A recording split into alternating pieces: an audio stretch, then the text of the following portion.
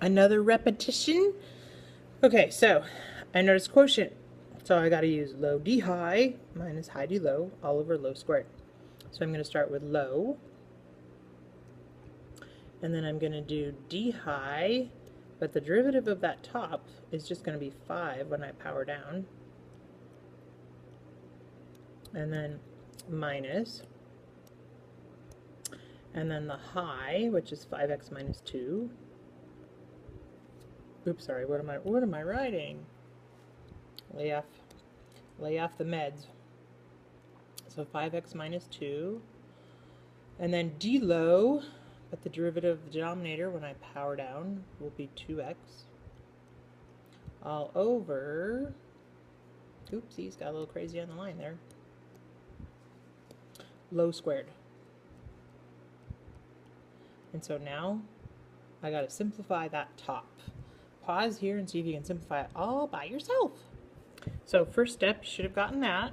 Make sure on that second piece you actually did distribute the negative and the 2x at the same time. And then I can combine like terms on that numerator. So I end up with negative 5x squared plus 4x plus 5 all over the low squared. Did you get it? Did you get it? Did you get it?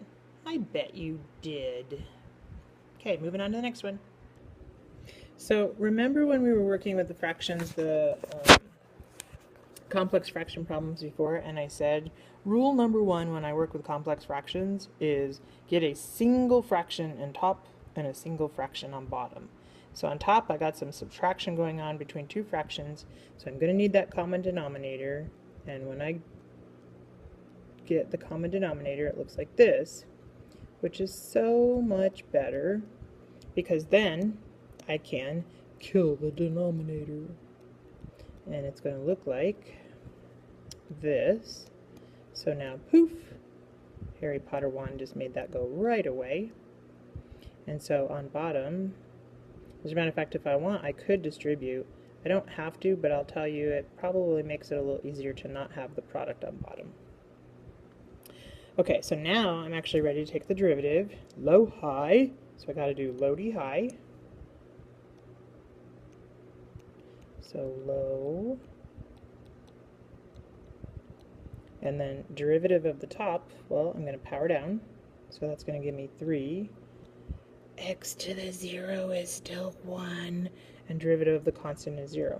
So there's low, d high, minus, and then I got to do high, d low.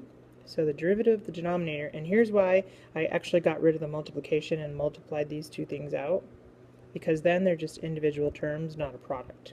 So if I take the derivative of the denominator, I'm going to power down, so that'll give me 2x plus power down 5.